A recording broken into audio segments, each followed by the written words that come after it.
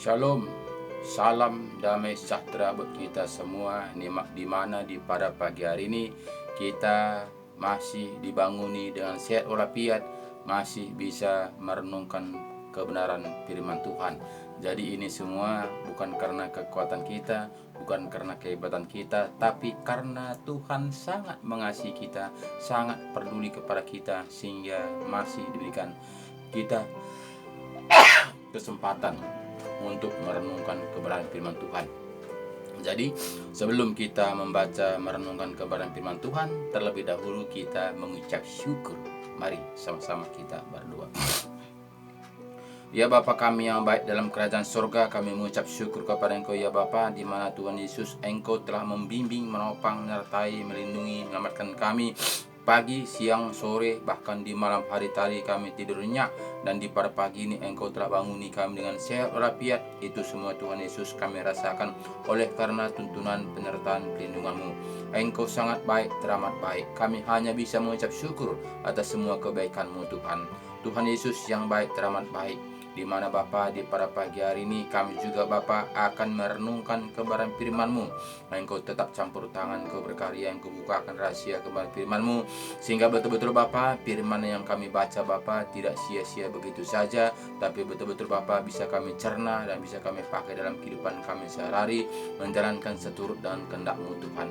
Terima kasih Bapa, baik juga Bapa di mana saja saudara saya, Bapak Ibu saudara saya di mana saja berada saat ini yang menyaksikan video ini, saya percaya Tuhan Kau tetap campur tangan, Kau berkarya, sehingga firman yang kami dengar ini tidak sia-sia begitu saja, tapi betul-betul berbuah dan betul-betul Bapa untuk menyenangkan hati-Mu. Terima kasih Bapa, terima kasih, syukur Bapa Engkau begitu baik. Di dalam nama Yesus kami berdoa dan bersyukur, haleluya, amin. Salam Bapak Ibu saudaraku yang saya kasih di dalam nama Tuhan Yesus. Salam damai sejahtera. Di mana di pada pagi hari ini kita masih bisa tatap muka, itu juga kita rasakan oleh karena Tuhan sangat mengasihi kita. Walaupun di pada pagi hari ini agak mendung, gerimis-gerimis, tapi tidak itu membuat kita menjadi cemas, tidak itu membuat kita menjadi putus asa, tapi tetap kita semangat dan bersyukur kepada Tuhan, karena semuanya itu indah pada waktunya jika kita merenungkan kebenaran firman Tuhan dalam kehidupan kita sehari-hari. Dan karena tanpa kita merenungkan kebenaran firman Tuhan, kita pasti akan gulana. Karena apa? Karena situasi akhir zaman ini sudah semakin susah, di mana kita melihat ekonomi saat ini juga sudah makin susah, keuangan kita sudah makin menipis. Karena apa? Karena situasi kita memang akhir-akhir ini sudah makin susah. Jadi semua itu Bapak Saudaraku, mari kita kembali kepada firman Tuhan supaya kita menyukuri apapun yang kita hadapi saat ini. Kita tetap bersyukur karena kita ada tetap dalam Tuhan. Kita pegang kokoh kebenaran firman Tuhan, tetap kita setia, sehingga kita tetap mengandalkan kehidupan kita setiap gerak-gerik kita. Dari itu Bapak Saudaraku, mari kita baca firman Tuhan, di mana renungan kita di pada pagi hari ini adalah di Yohanes 8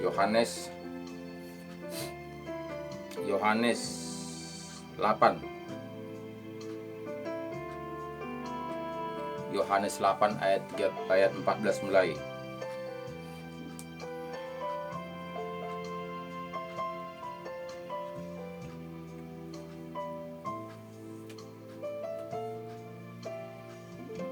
Kita mulai dari Yesus adalah terang dunia. Dari 12 judulnya Yesus adalah terang dunia, di mana Yesus akan mau ditangkap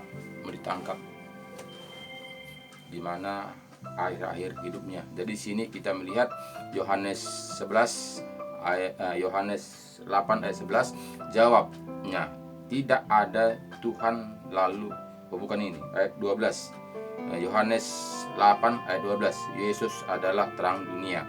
Maka Yesus berkata kepada orang banyak, Katanya, akulah terang dunia, barang siapa mengikut aku, ia tidak akan berjalan dalam kegelapan, melainkan ia akan mempunyai terang hidup.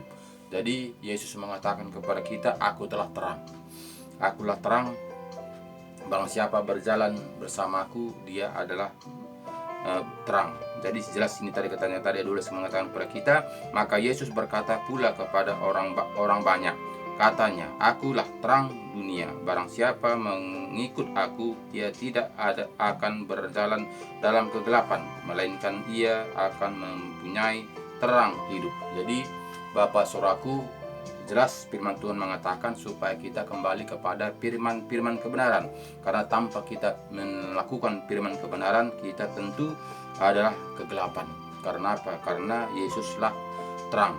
Jadi Yesus memberitakan kebenaran firman Tuhan adalah supaya terang, supaya kita setiap saat itu melakukan terang. Jadi kita melihat Bapak Saudaraku, jika kita tidak mengandalkan roh Tuhan, kita tidak akan mampu. Kita akan tidak mampu melakukan terang. Karena apa? Karena terang itu sangatlah sukar. Karena itu adalah keterbukaan. Jadi artinya kita itu menjalan terang itu adalah terbukaan segala sesuatunya. Padahal manusia ingin yang gelap-gelap, supaya kelakuan buruk itu tidak kelihatan orang banyak. Jadi Bapak Ibu Saudaraku yang saya kasih di dalam nama Tuhan Yesus, kita diajari supaya kita itu berbuat terang. Artinya kelakuan kita itu semuanya terang, jadi tidak tersembunyi. Artinya Tuhan kita itu adalah terang.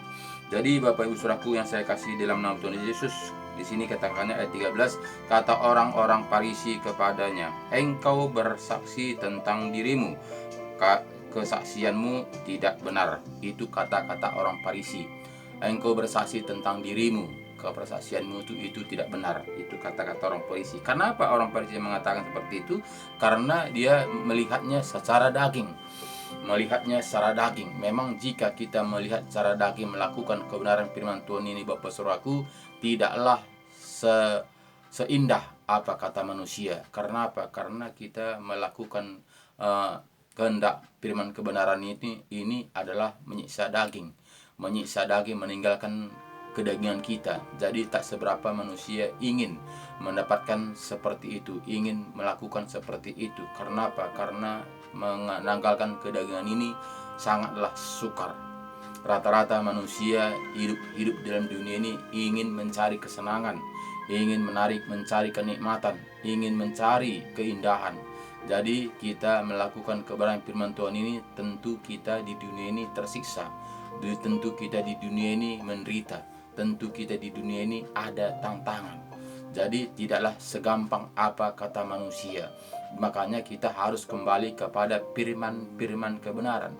Jika kita tidak kembali kepada firman kebenaran, kita akan hanyut oleh arus. Karena apa? Arus sudah kita melihat bagaimana arus sungai ini sudah keruh, tidak jernih. Jadi tidak kita lihat kedalamannya seberapa.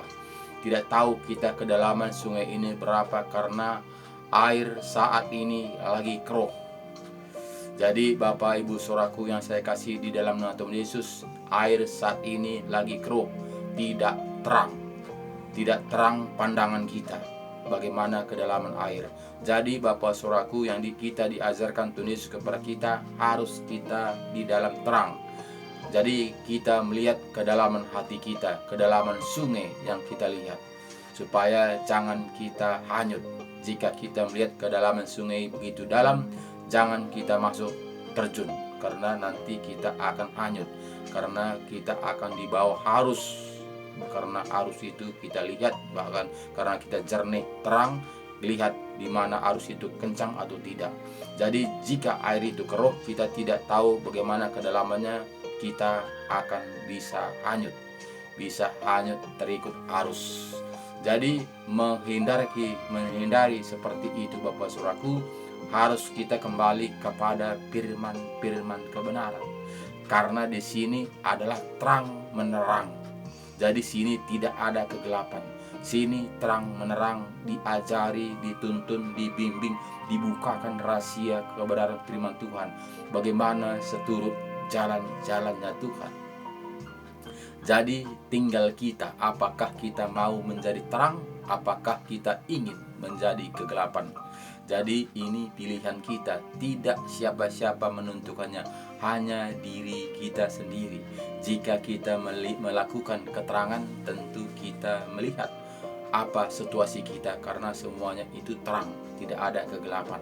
Jadi jelas firman Tuhan mengatakan kepada kita tadi, Bapak Saudaraku, jawab Yesus kepada mereka, katanya, biarpun aku bersaksi tentang diriku sendiri, namun kesaksianku itu benar, sebab aku tahu dari mana aku datang dan kemana aku pergi, tetapi kamu tidak tahu dari mana aku datang dan kemana aku pergi. Jadi Bapak Saudaraku, kesaksian Tuhan Yesus itu benar, karena dia datang dari sorga. Karena dia datang dari sorga, dia akan pergi ke sorga. Jadi Bapak Ibu Saudaraku, bagaimana kita menyaksikan, kita mengatakan Pulau Batam itu indah, cantik, ceria, bersih, jika kita tidak pernah melihatnya, jika kita tidak pernah masuk ke Pulau Batam. Itu perumpamaan Bapak Saudaraku. Jadi harus kita sudah pernah datang ke sana dan pernah kita melihat bahwa Pulau Batam itu indah dan banyak pekerjaan, lowongan kerjaan yang kita dilihat di sana. Pasti kita akan bangkit, pasti kita akan maju. Karena apa? Karena kita sudah melihat situasi Pulau Batam. Jadi begitu juga Bapak Saudaraku, jika kita mengatakan sorga, jika kita tidak dituntun oleh Roh Kudus, apa dasarnya kita bisa mengatakan sorga itu indah, sorga itu enak, sorga itu nyaman, sorga itu hidup untuk selama-lamanya. Jadi jika kita tidak mengandalkan Roh Kudus, Alkitab, firman kebenaran, dari mana kita bisa mengetahuinya? Jadi banyak saat ini Bapak Saudaraku, hidup manusia, orang Kristen pada umumnya melakukannya secara pemikiran, sehingga banyak manusia saat ini hanya ikut-ikutan, hanya mendengarkan apa kata orang, bukan melakukan seturut dengan kehendak Tuhan. Karena apa? Karena dunia mengatakan enak, dunia mengatakan gampang, dunia mengatakan asal percaya saja, dunia mengatakan penting kamu beriman. Jadi Bapak Saudaraku yang saya kasih di dalam nama Tuhan Yesus, mungkin semua kita orang Kristen adalah punya iman, mungkin semua kita orang Kristen percaya, tapi apakah cukup sekedar percaya saja Bapak Saudaraku? Mari kembali kita kepada laptop Alkitab yang kita percaya. Apakah bisa kita percayai saja? Firman Tuhan mengatakan, di Alkitab mengatakan iblis pun percaya. Kok soal percaya tadi, bahkan dia merinding, gemetar, dia mengatakan. Jadi tidak cukup percaya saja. Jadi katakan beriman. Jadi kata Alkitab mengatakan iman tanpa buatan adalah kosong. Jadi jika hanya pengharapan kita hanya tentang dunia ini saja, kemana akhirnya kita? Kemana kita akan dibawa dunia ini jika pengharapan kita tentang dunia ini saja? Jika kita hanya mengikuti apa kata manusia, kemanakah kita dibawa ini? Jadi Bapak Saudaraku, sadarlah kita menjadi orang Kristen. Orang Kristen itu artinya pengikut Kristus. Jadi kita wajar, satu kewajiban kita itu melakukan apa yang diajarkan Kristus kepada kita, supaya kita mendapatkan janji-janjinya. Jika kita tidak melakukan janji-janji Kristus, bagaimana kita mengatakan kita ini Kristen, pengikut Kristus, tapi kita tidak mau mengikut Kristus? Jadi inilah menjadi pertanyaan kepada kita Bapak Saudaraku, apakah kita ini jika kita mengikuti perkataan-perkataan, aturan-aturan manusia, kita sudah menjadi pengikut Kristus? Jadi ini sangat pertanyaan besar. Jadi kita mengatakan kita ini Kristen pengikut Kristus, tapi tidak mau melakukannya seturut dengan Kristus, ajaran-ajaran surat yang dituliskan Kristus kepada kita. Jadi jika kita memang kita ini orang Kristen pengikut Kristus, tentu kita melakukan firman-firman kebenaran, di mana tahun 2000 lalu Yesus sudah memberi cara, memberi contoh, memberi jalan untuk kita, supaya kita itu melakukannya dengan taat dan setia, supaya kita bisa mendapatkan janji-janji Tuhan itu. Jika hanya di mulut saja, jika hanya di bibir saja kita mengatakan saya ini anak Tuhan, tapi kita tidak pernah berbicara dengan Tuhan, apakah betul kita ini anak Tuhan? Seperti kita mengatakan saya Bapak si Amran, tapi kita tidak pernah bicara dengan Bapak kita si Amran. Jadi kita mengatakan Bapak saya itu Amran. Jadi jika kita tidak pernah bicara kepada Pak Syamran, apakah Pak Syamran itu juga mengakui kita? Apakah kita ini yakin bahwa kita itu Bapak kita si Amran? Jika kita tidak pernah berbicara dengan Pak Syamran. Jadi Bapak Saudaraku, ini menjadi pertanyaan besar buat kita. Jangan kita diombang-ambingkan dunia ini supaya kita larut, hanyut oleh penghuni dunia. Karena di mana penghuni dunia, setan sudah dijatuhkan ke dunia ini untuk menguasainya. Jadi jangan kita terpengaruh. Jadi kembalilah kita kepada laptop, di mana laptop kita adalah Alkitab, firman kebenaran yang mengajari kita sangat detail. Jadi Bapak Saudaraku, jika kita kembali membaca firman Tuhan, kita akan mengerti jalan-jalannya Tuhan. Jadi ayat 14 tadi katakan kepada kita, jawab Yesus kepada mereka, katanya, biarpun aku berkata-kata tentang diriku sendiri, namun kesaksianku itu benar. Sebab aku tahu dari mana aku datang dan kemana aku pergi, tetapi kamu tidak tahu dari mana aku datang dan kemana aku pergi. Karena menghakimi menurut ukuran manusia, aku tidak menghakimi seorang pun. Dan jika aku menghakimi, maka penghakimanku itu benar. Sebab aku tidak seorang diri, tetapi aku bersama dengan Dia yang mengutus aku. Jadi Bapak Ibu Saudaraku yang saya kasih di dalam nama Tuhan Yesus, apa perkataan Tuhan itu benar. Karena apa? Karena aku bukan datang menghakimi sendiri.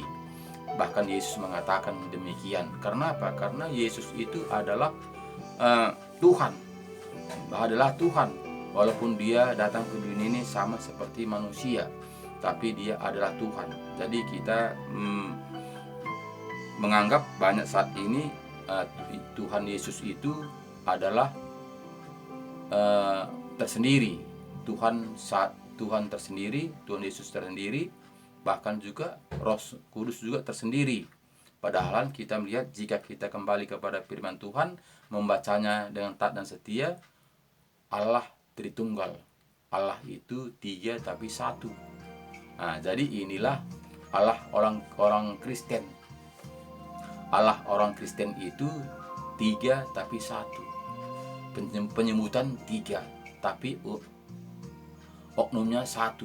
Sama seperti yang kita bilang matahari bercahaya, cahaya matahari, terangnya matahari, panasnya matahari, tapi kita menyebutnya panas matahari, terang matahari, cahaya matahari, tapi mataharinya tetap 1. Jadi begitu juga Bapa, Anak, Roh Kudus. Bapa menjelma datang ke dunia ini, ditinggalkannya kealahannya adalah Yesus Kristus, sehingga Yesus naik ke sorga, sehingga rohnya diturunkan ke dunia, itulah Roh Kudus.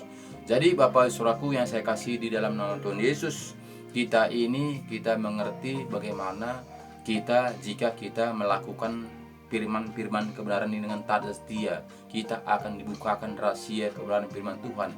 Jika kita tidak melakukan firman Tuhan dengan taat dan setia, Roh Tuhan tidak akan turun. Roh Tuhan akan berdiam diri. Jadi tidak akan turun ke dalam roh kita, dimateraikan dengan roh kita. Jika kita melakukan firman Tuhan dengan taat dan setia, roh Tuhan akan dimateraikan dengan roh kita ini, sehingga kita mengerti jalan-jalannya Tuhan. Karena Tuhan bersama kita sudah menyatu. Roh Tuhan sama roh kita sudah menyatu. Tuhan ada di dalam kita, kita ada di dalam Tuhan. Jadi Bapak Saudaraku, kita tidak lagi meraba-raba, tidak lagi kita itu was-was, tidak lagi kita khawatir, tidak lagi itu sanksi, apakah ada surga itu, apakah ada neraka itu. Tidak lagi demikian. Karena apa? Karena roh Tuhan sudah bekerja. Roh Tuhan itu sudah menyatu dengan roh kita. Jadi itulah bedanya Bapak Saudaraku, yang taat dan setia dengan tidak taat dan setia. Tapi orang Kristen yang tidak taat dan setia, tentu dia meraba-raba. Dia menganggap Tuhan itu tiga, bahkan tidak mengerti apa tujuan, apa rencana, apa maksud Tuhan. Jika kita hanya memakai logika kita, sehingga kita membuat kebenaran diri sendiri.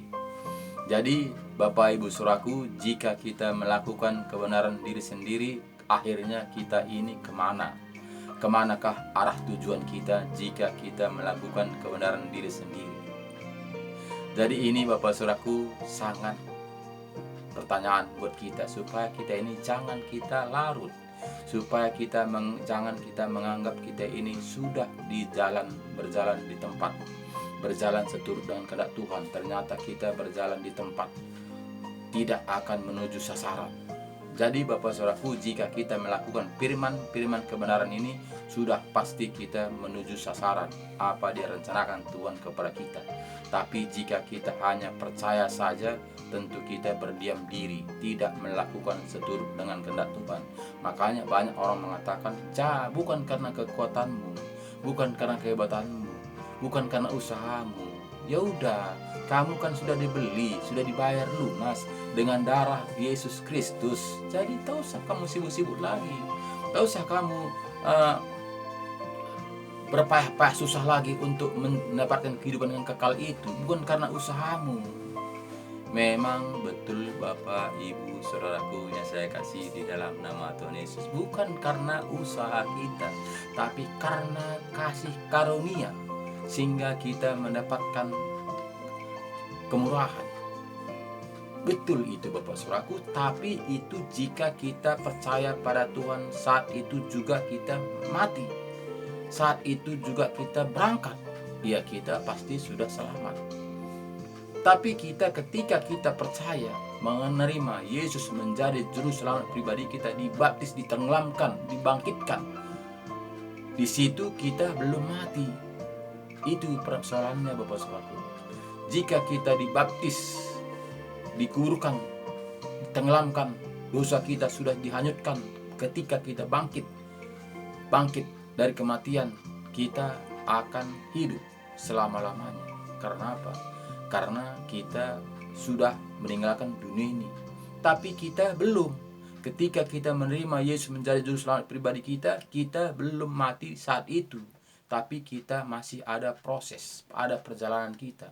Perjalanan kita itu licin, banyak liku-liku, banyak tantangan, banyak hambatan, banyak pencobaan. Jadi tidaklah gampang. Tidaklah gampang itu mendapat titik terakhir. Karena perjalanan kita, umpama kita menerima Yesus menjadi juru selamat pribadi kita, umur kita 25 tahun. Firman Tuhan mengatakan manusia hidup 75 tahun, kalau kuat 80 tahun. Jadi jika kita tadi menerima Yesus umur kita 25 tahun, masih ada perjalanan kita itu 50 tahun atau 55 tahun. Jadi itu perjalanan kita itu tidak gampang, tidak semulus yang kita pikirkan. Santai-santai saja. Kita tidak usah berbuat apa-apa lagi. Perjalanan kita itu banyak batu kerikil, banyak hambatan, tantangan, pergumulan hidup, dan macam-macam. Jadi itu membuat kita menjadi jatuh, tidak lagi di dalam kebenaran firman Tuhan. Makanya Bapak Saudaraku, kita katakan kerjakanlah keselamatanmu. Jadi kita tidak santai-santai begitu saja. Jadi itu semuanya kembalilah